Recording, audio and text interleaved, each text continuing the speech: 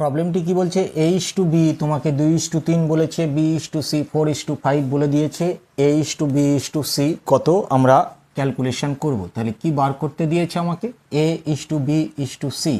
তাহলে প্রথমে আমি A:B:C লিখে নিলাম। এখানে কত বলছে, A:B সমান 2:3, তাহলে এটি লিখলাম 2:3, এখানটায় ফাঁকা রেখে দাও। B:C কত, 4:5।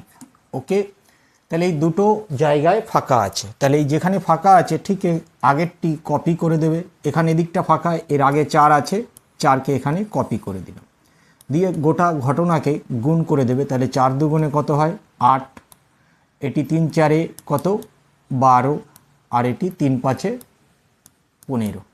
ওকে, এর থেকে সহজ এবং ছোট পদ্ধতিতে এই জিনিসের মান তুমি আর নির্ণয় করতে পারবে না।